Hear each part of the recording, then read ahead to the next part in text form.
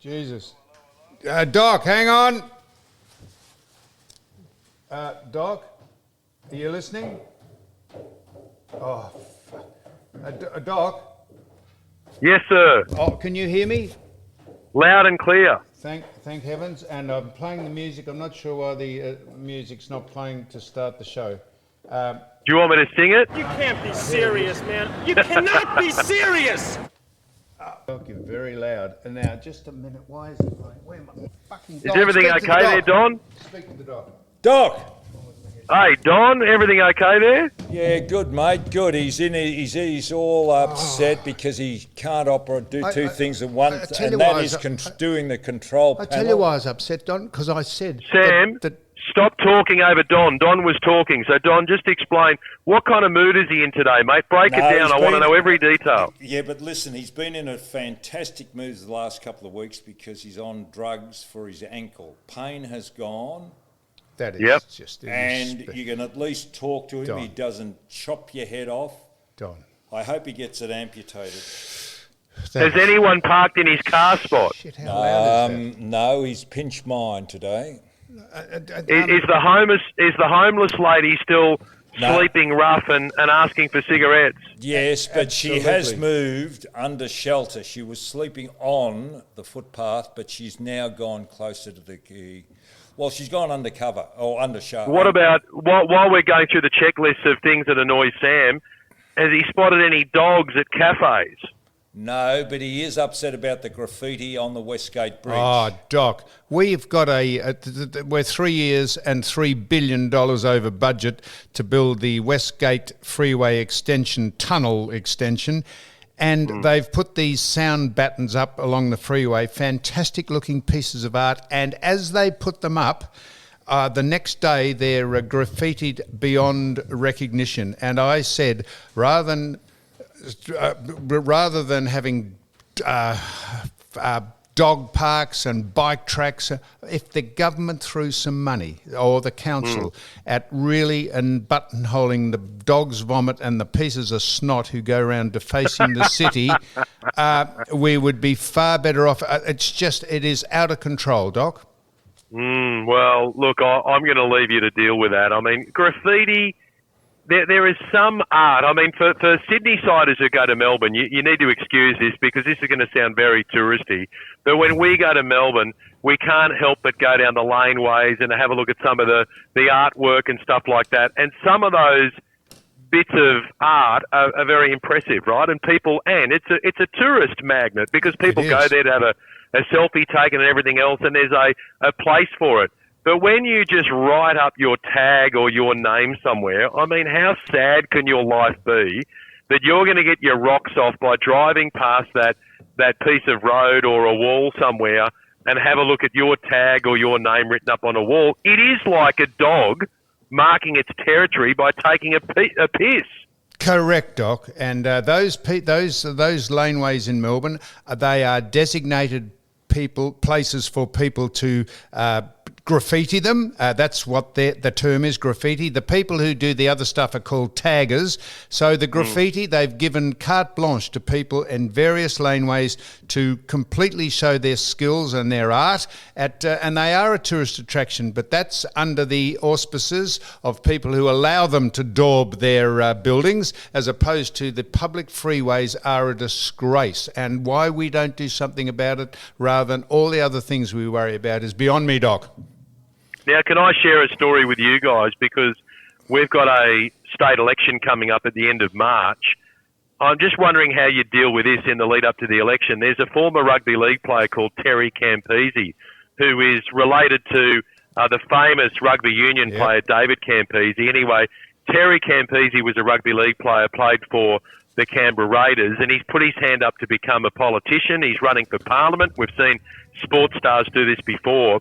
But today, one of the newspapers has published a video of a backyard party involving Terry Campese. And do you know what they had in this backyard gathering, this barbecue? They had hookers? A spanking station. Yeah. Who are they spanking? Well, everyone was dressed up, right? And there were G-strings and there were There were people drinking shots of alcohol off some ladies' breasts. There were toys hanging out of a tree, and when I say toys, I'm not talking about Peppa Pig or Bluey. I'm talking about toys that you would purchase from an adult shop. Yeah. And anyway, poor old Terry Campese, there he is dressed up as a police officer with a police hat, and there's all sorts of other kind of bondage and fetish material and stuff like that going on as well. I mean, it's each to their own. I mean, we have backyard barbecues at our place, and I have set up a drink station before, because you don't want to be fetching everyone a drink every 5 minutes. So you set up a drink station, you got beer there, you got champagne and wine and things like that. But I've never set up a spanking station before at my backyard barbecue. Maybe I'm not really living life. What about toys in the trees? You would have had those, wouldn't you? Butt plugs. Not in the trees. No. Why would you put them? Why would you put them in the trees? Just by way of, if Terry is thinking of having another one of them, you couldn't get in touch with us, could you? I'll drive up immediately. Shit, how delightful. Now, so he is just fitting in with modern society. Did you see the Grammys or the BAFTAs or whatever they're called? Did you see the opening dance of that where LGBTQ community did a dance and they were urinating, was simulating urinating onto the people who were doing the dancing. Did you see that? Mate, I must have been rearranging my sock drawer while that award ceremony was on. I did see a big performance that was based around Satan that a few people got their knickers in and not within the United States. But I didn't see any public urination factors going on. The people had their backsides bared to the audience, and there were streams of water potentially or mimicking being urinated on. That's what they said it was. They said that on the television. Are you sure you weren't watching old episodes of The Footy Show? Mate, you know this is true. No, I'm not discounting it, but Don, let me bring you in. Isn't that the kind of vaudeville, some of the kind of outrageous stuff that Sam used to get up to on the AFL Footy Show back in the day? What, urinating on people? Just turn it up. So Terry Campese, has he been roundly condemned for this? How long ago was that? No. Well, no, it's just come out today, but you know what I did? When I was dealing with it on radio this morning, I just played the old Benny Hill music, Benny Hill, because he's got that iconic theme song that he used to play as he would be, and he'd be chasing someone around in their knickers or in their underwear or whatever. So that's the treatment I gave it. In other words, this is not a big political scandal. It's just embarrassing, I suppose, for Terry. And the message is, if you're having a backyard barbecue and if you've got toys hanging in the tree, and if you've got your mate dressed up in a police outfit, and if there's a spanking station, can you put your mobile phones away? Well, how long ago was this? I don't know, but the video has just been splashed across the Daily Telegraph.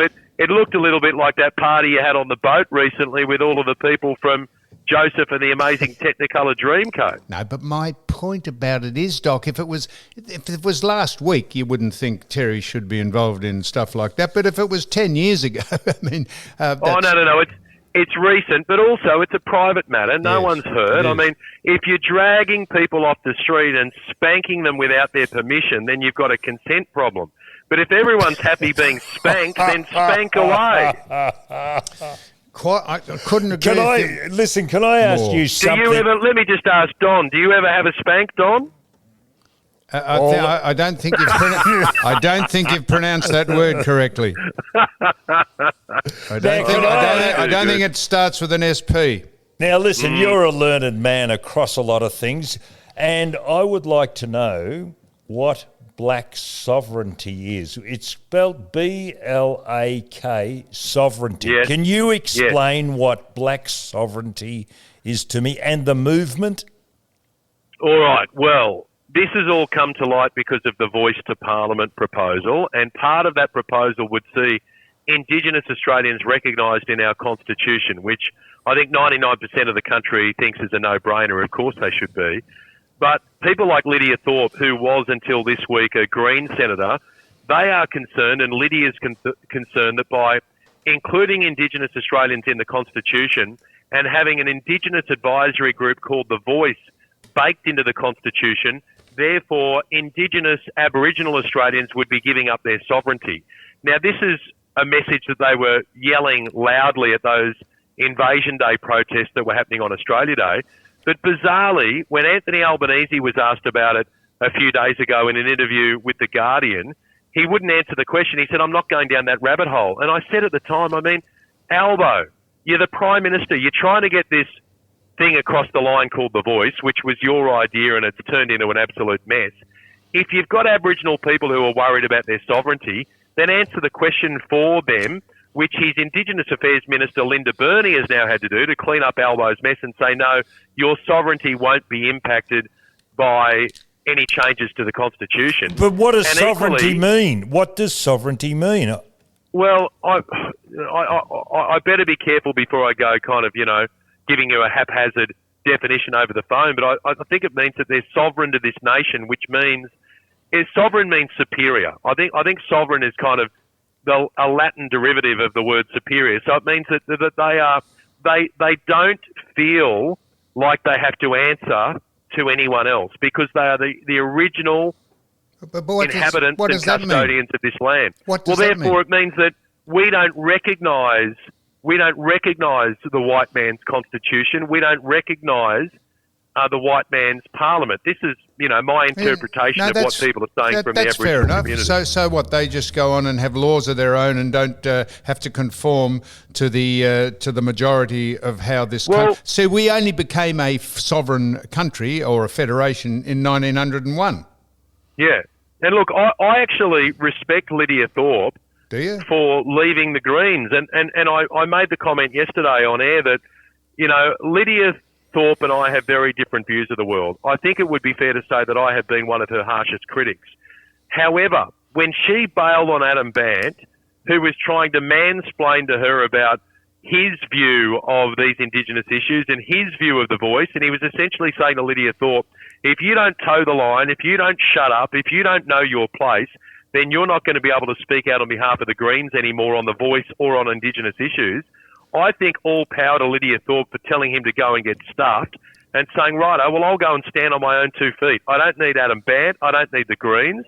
I want to speak for myself. And if I ever went into Parliament, which I'll never do, I wouldn't want someone telling me what I can say and what I can't say, which is why I love coming on this podcast or having my own radio show on 2GB, because no one tells you what you can say and what you can't say. And in the political parties, including the Greens, you've got this niff-nuff Adam Bant saying, oh, no, you can say this and you can't say that. Well, I'm sorry, but Adam Bant is non-Indigenous. I think an Indigenous person like Lydia Thorpe has got a right to ask questions about a proposal that's aimed at helping Indigenous Australians. And this is a major problem for Albo.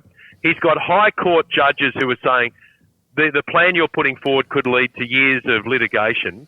He's got Indigenous Australians who are saying we're not going to support your white man's law. And in the middle, millions of people who Albo's got to convince to vote yes in October this year. So he's got a real fight on his hands at the moment. And the more he refuses to answer questions, the more The Voice looks doomed. Now, you've cleared up sovereignty for me, but they have spelt black, B-L-A-K. What is the significance of spelling it in that way? Do you know? I've always looked at that and scratched my head, to be honest with you, Don. I guess it's another way of saying we don't accept your language or your law. It's a phonetic way to spell it, and we're not going into the Anglo-Saxon way of Oxford Dictionary spelling. We're spelling it how we want. Yeah, and I think we first saw it through Black Lives Matter, and Black Lives Matter is B-L-A-C-K, but during that, the word black, B-L-A-K, was being used by some activists and some demonstrators. I don't know, mate. It's just another way of saying the word black. Now, Doc, I noticed there was an ageist complaint that I became aware of. What was that about? Someone who was ticked off at being said they were out of business at 67 or something? Yeah, what it is, there is a commentator who would be described by some as a loony left commentator by the name of Jane Carrow. She's a talking head who pops up on the ABC and on other channels. She writes books and she writes articles. And Anyway, her husband went into a bakery last week, right? He's aged in his 60s. He went into the bakery, and when it was his time to order, the person behind the counter, the shop assistant, who was kind of middle-aged or, young, said, "And what can I do for you, young man?" Right? That was it. So a little bit of humour. In other words, this guy's aged in his 60s. Yep. The shop attendant is younger, let's say aged in 20s or 30s. And to show a little bit of humour, the shop assistant said to Jane Caro's husband, "And what can I get for you today, young man?" Right? Off the back of that, he told his wife that he was humiliated and offended because, of course, it's 2023, so we get offended by everything. He goes home and tells his wife about it. She then sits down at the computer and taps out a newspaper column about it, which was published in The Age and in the Sydney Morning Herald. When I got hold of it yesterday, we just couldn't believe it. And so we started making fun of Jane yesterday, just saying, seriously, look in the mirror and have a look at your first world problems. And there was no offence intended. The bloke wasn't ridiculing the guy or his age. He was just trying to make conversation. And this podcast has exposed this problem so many times when well-meaning, nice, friendly Aussies who just like a little bit of larrikin humour are misrepresented and turned into people who've done something wrong. And can you believe it? You should go and have a listen on the 3AW website because Dee Dunleavy then interviewed Jane Caro yesterday. Oh, yeah. And instead of saying, "You know what, Jane, I've reflected on this and I'm an absolute idiot," Jane doubles down and tries to explain that a shop assistant saying, "What can I do for you today, young man?" equals ageism. You've got to go and hear it to believe it. And where's the sense of humour? What happened to the larrikin personality that used to define Australia? Now people are too worried to say anything because they're worried that someone's going to get offended.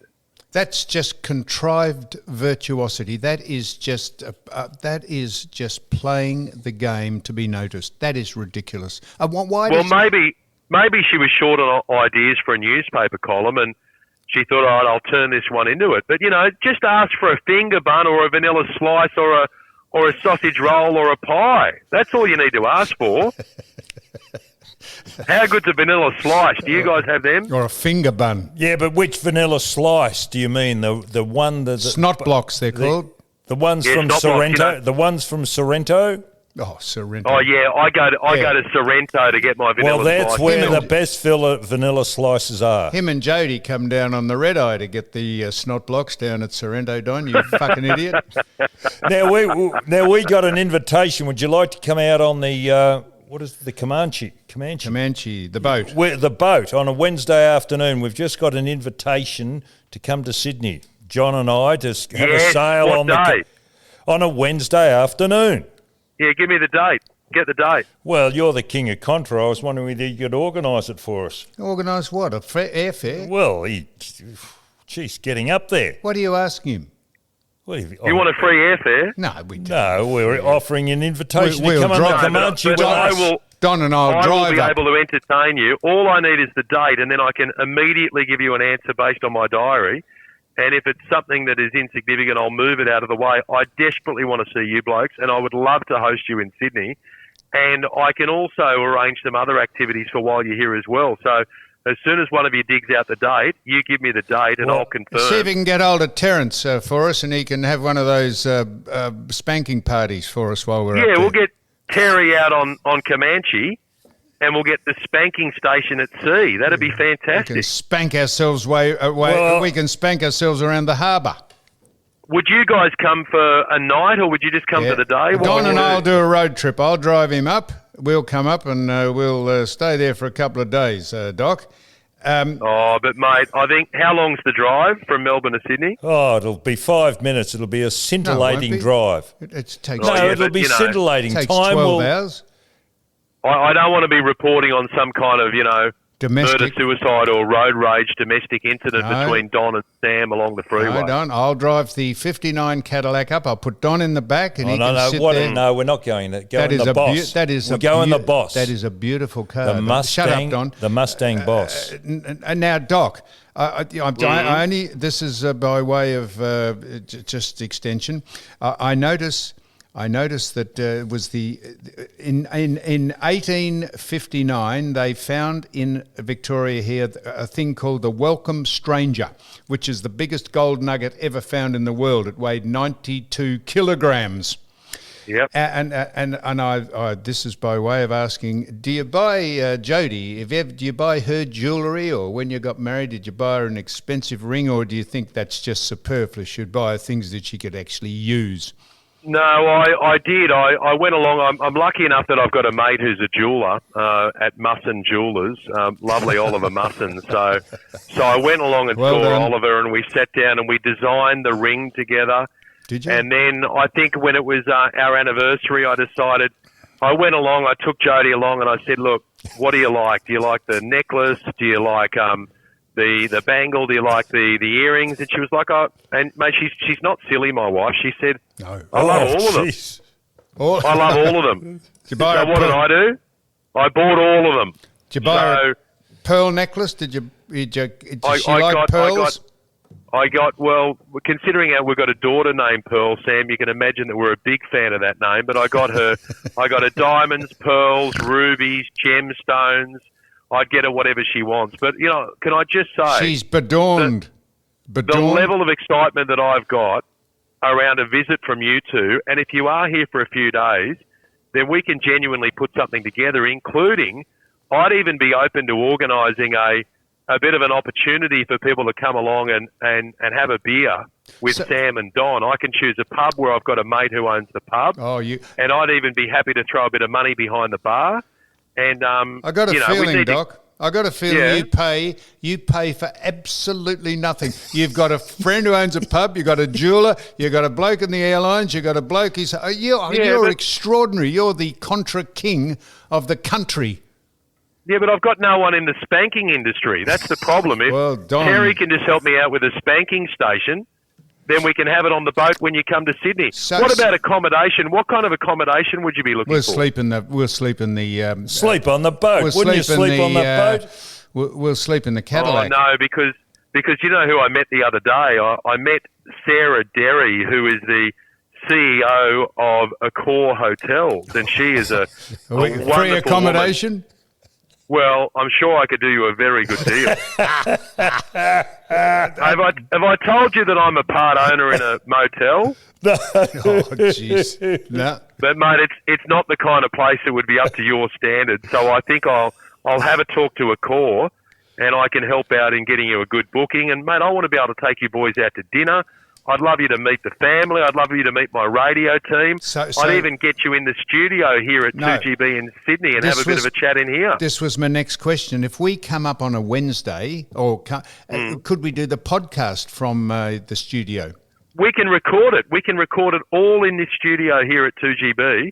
So you guys don't have to bring the gear or anything. And all we do is we just record it. We've done that many times. And then we just either give you the USB, or we send a link to whoever you want it sent to. We can record the 3 parts, whatever you want. You've got full access to the 2GB studios. We would love to have you here. Now, one final request. Could you get the bride to come in? Because we'd like to meet her. We'd like to see how she's handling things, and she could see us at work and know that our tongue-in-cheek stuff... I'd get her out on the boat. I think my best chance would be to say to Jody, how would you like to come out on a boat on Sydney Harbour so we can just celebrate our love? And then she turns up and you two idiots are there. And she could be a grinder on the boat. You know, the one that they do they wind the sails in and out. Yeah, I'm sure. Look, I would really like you to come for a few days. Well, can you get onto your mate Sam Fay and organise all this? Sam Fay? Yeah, I can talk to Sam about it. How do you know Sam? Oh, he's an avid listener. Okay. Yeah, I can talk to Sam. Have you been to any spanking parties with Jody? No. But I will tell you a true story. No. Shut up, Don, please. He's telling No.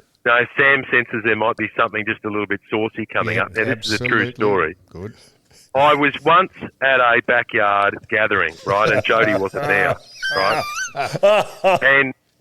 And I noticed there was a spa in the backyard, right? And I made an observation. I said, "Oh, you got a spa? Wow!" And the wife said, "Yes, we do." And then she said, "You know, sometimes we have parties here. And I said, oh, yeah, that's good. And she said, look, the way it works is we don't do anything behind each other's back. And I said, oh, yeah. Swingers. She said, whatever I do, he knows about. Whatever he does, I know about. It's no secrets, you know what I mean? And I went, yeah, I think I know what you mean. And she said, and then I could just kind of sense that a few other people were watching my reaction to the whole thing. And I said, look, and this person happened to live in my street, right? So I just said, look, I'm the most open-minded person you'll ever come across. I'm so happy that you've got this arrangement in place, and go for your life. All I'd say is it's not my bag, and if it was my bag, I'd probably find people who don't live in my street to do this kind of thing with, if you know what I mean. Yeah. Because that's just a little bit too close to home. I mean, can you imagine if you're getting involved in the spa activity or the keys in the bowl or whatever, what do you do the next day when you're walking down the street with your kids? I don't want to be. Can you imagine when you bump into people? I don't want to be. And you've been bumping into them the night before. I don't want to be I don't want to be too indelicate, Doc. But you wouldn't want to watch someone. You wouldn't want to watch someone throwing the leg with Jody, and you're not. But you wouldn't. No. Hang on. Well, you wouldn't, would you?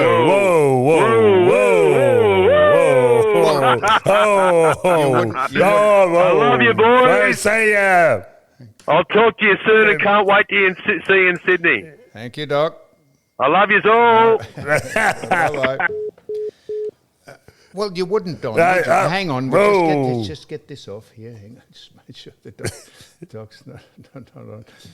You wouldn't, would you? Would you want to go to a swingers party and watch someone you're married to getting it off with your best friend? There's people who do that type of thing and it turns them on. So what?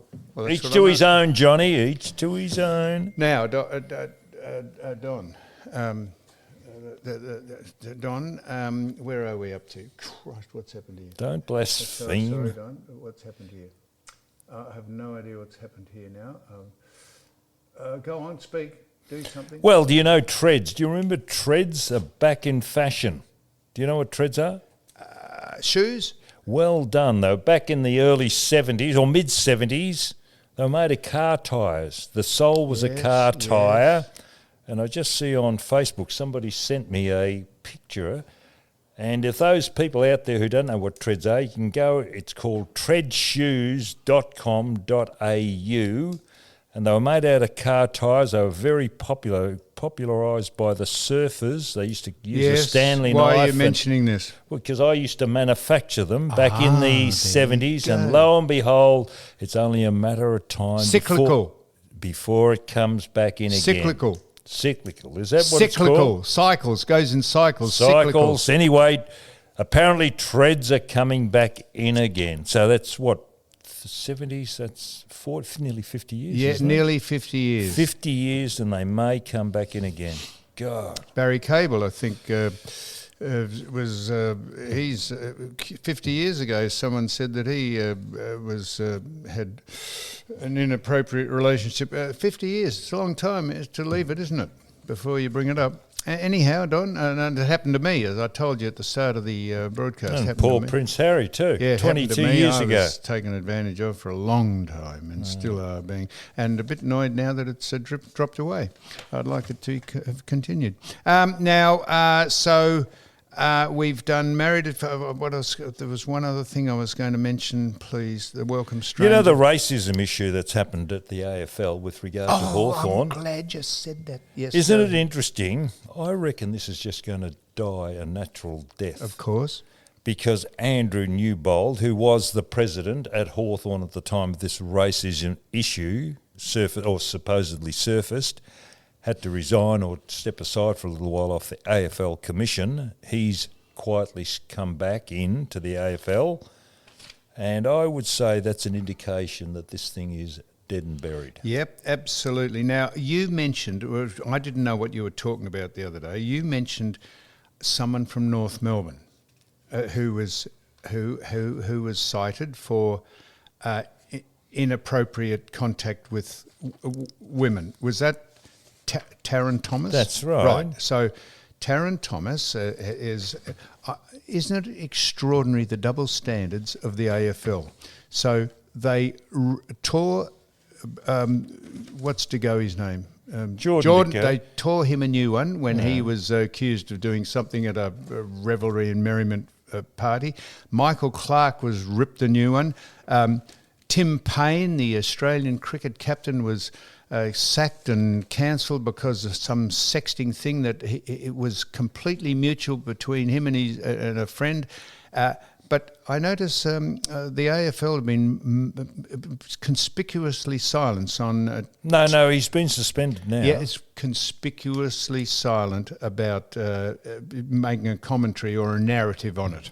But he should have gone. I mentioned this 2 or 3 weeks ago. I didn't know what you were talking about. And he should have gone. He to threaten to distribute someone's intimate picture is a jail sentence. Have you heard the 12 months? Have you heard the AFL come out and castigate the fact of his behaviour? They've done nothing. It's been left to North Melbourne only because other women came forward. Yep. So the initial complaint they were going to do absolutely nothing about, let it just go. But he avoided so-called justice. Now other women have come forward.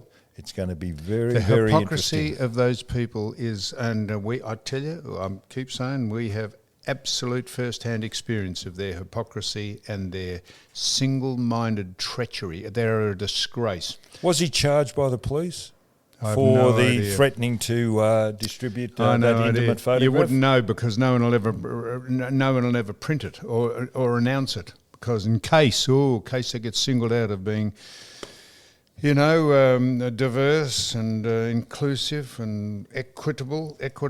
No, it's you gotta just giggle at the world we live in and just how blatantly biased they are.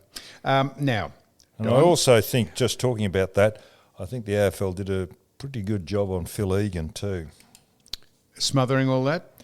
Well, the way he's been discredited. With an issue that happened so long ago, I'm Say no more, Don. Say no more. The examples continue. Now, I'll tell you something that is becoming a real problem, because I saw this and I thought, surely that person didn't say this. On Twitter now, you can engineer. And this is becoming a scam. This is becoming very big in the social platforms. You can now engineer someone's image to have them say whatever you want to manipulate them saying. Their voice, their mouth, and their voice is looks like it's coming from the talking head of the person. I'll show you one in a minute. A respected commentator over in America has been, and I looked at it and I thought, Christ, is he, goodness me, is he saying that? And it is absolutely manipulated. It is very cleverly manipulated so that, Don, you could be sitting you could be filmed speaking on this podcast or somewhere, and they can put words into your mouth so that, and your lip shape and your mouth shape looks exactly like you're saying it. It is your voice. It is modulated to your voice, and they can say that you sit there and say disgraceful things about race or gender and people say, because I looked at it, I'll show it to you after. I looked and I thought, God almighty, that man's not saying that. And then I realised, and they've done it with celebrities and people they want to trash. And the general simple-minded public, the Married at First Sight viewers, they look at it and they think, wow, that person said that, and it becomes into folklore and it becomes into the narrative of what those people have said. And the more you say, I didn't say that at all, it just falls on deaf ears. I'll show it to you. You won't believe it. And I've seen it happen before. They did it with, they've done it with Meghan Markle. They've done it with Donald Trump. They've done it with commentators in America who they disagree with or who have a different opinion, and they have them saying things that you wouldn't believe, really disgraceful things, not just opinions, but downright untoward things that would get you put in jail if you said them. But they are allegedly, they look as though you are actually saying them. They're very cleverly done. I'm not sure what it's called. It's called, not subliminal, it's called just auto-engineering it is. I'll show it to you after, you'll be staggered by it. So there we are. Now, anything else, Don? I watch sport, and I watch sport for particular reasons because I reckon in sport you can see the internal fortitude or resilience, whatever it is. I like looking at not for the sportsman actually doing the act, but what is actually coming out. And on the weekend, I went and watched the show jumping, probably the richest Grand Prix in Australia. It was worth $50,000. $15,000 went to the winner. They bought out, this is show jumping at Boneo Park. I know I talk about Boneo Park a bit, but it's a hidden treasure on the peninsula. And a young lady from Sydney came down.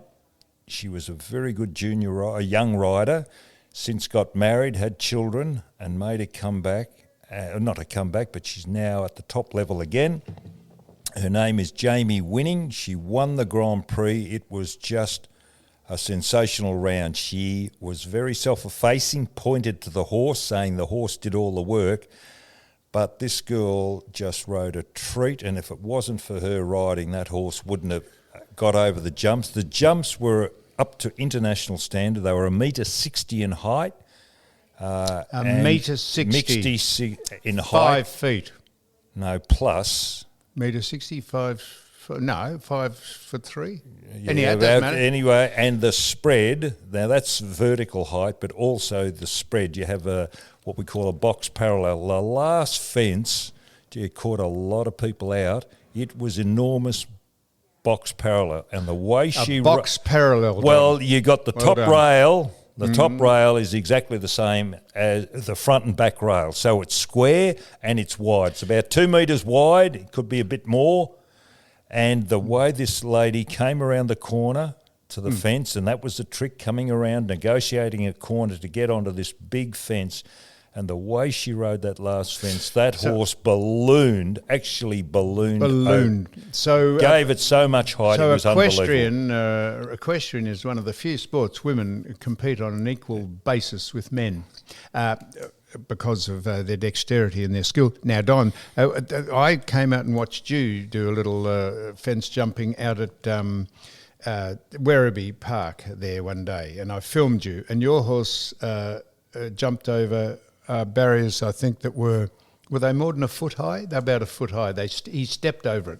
He stepped over the barriers, and you came in bouncing up and down with your plums on the saddle there, belting you. Come over and you said, "Oh, the horse did well." It stepped over the barriers. Why don't you go over higher jumps?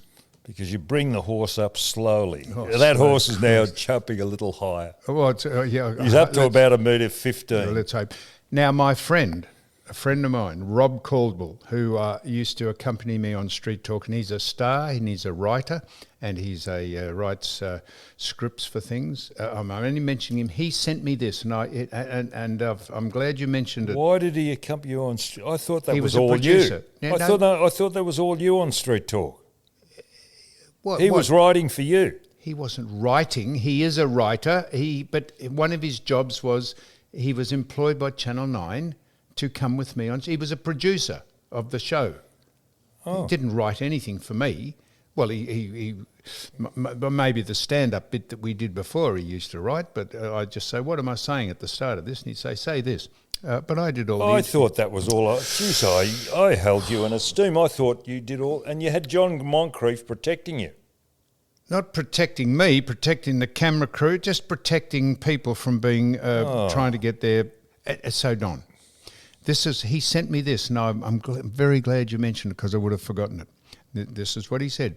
The modern pentathlon has been part of the Olympic movement since 1912. Do you know what I'm going to say? The International Modern Pentathlon Union, the UPM, has confirmed horse riding will be dropped from the sport after the Paris Olympics in 2024. It comes after widespread criticism during Tokyo 2020 when Germany's modern pentathlon coach Kim Rosner was disqualified for hitting a horse. Did you know that? Yes. And I saw the incident. How could you possibly take the That sport? that horse just didn't want to go forward. No. And what those people do, they get on horses that are strange to them, and they got to get their act together in a couple of minutes. And it is a traditional sport. It's based on shooting, which was part I of the... know that. Oh. No, I know what the pentathlon... How could you... Did you know why those particular disciplines are involved? Well, I don't, but if I could Well, just... it's army. It was related to the army. Okay. There's swimming, there's running, there's shooting, fencing, and horse riding. Right, There are the I'll five. take that on advisement, Don. Could you tell me why you would ban a part of the pentathlon because of Because someone's the indiscretion? do-gooders. Well, why don't you ban him or fine him? How could you say the whole of the pentathlon people who ride horses are out of business because this bloke hit a horse? Yeah, How does that work? The horse was on the verge of being very dangerous. It was piggy. It was going up and down on the one spot, and that horse needed a bit of a touch up to keep it going. It was a I'm shocker. asking you. It was a shocker. That Well, horse. why hasn't there been universal condemnation of the fact Because that you people get who out train horses... if you tell people what is wrong, that horse should never have been presented the way it was, and it's very difficult what the riders have got to do in that particular event, and that is an isolated incident, but the hue and cry about cruelty and whatever else. And now Rob says very humorously, because this is why he's a good writer, he says, ask Don, do you think pillow fighting or drone racing as an alternative to horse riding should be entered or inserted into the modern pentathlon? Pillow fighting, you know. What, you bite the pillow? If you were in a different category, you could. And what was the other one? Drone racing. You know, get drones. They're drones.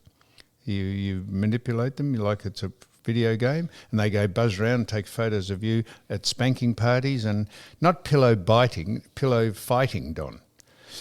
So you could have big, strong men and women, or people, all non-binary people, belting the shit out of each other with pillows, and then they could all fall into a love heap and start biting the pillow. I reckon.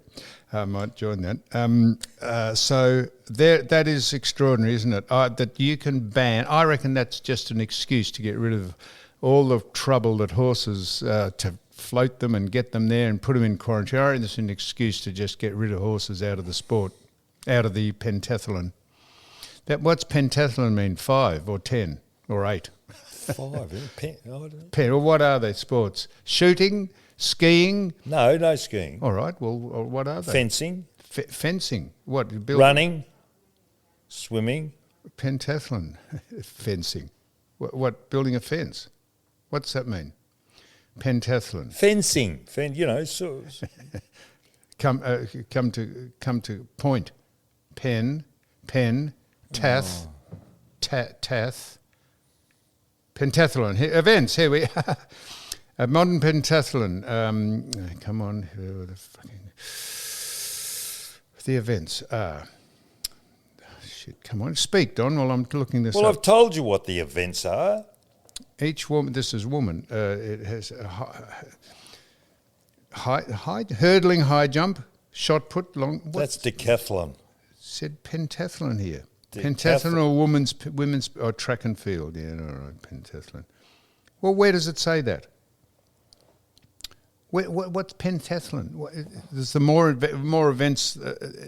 There's more events, is there? There's 5 events. So I should be looking up horse pentathlon, should I? No, just pentathlon, Olympic pentathlon. I just looked it up.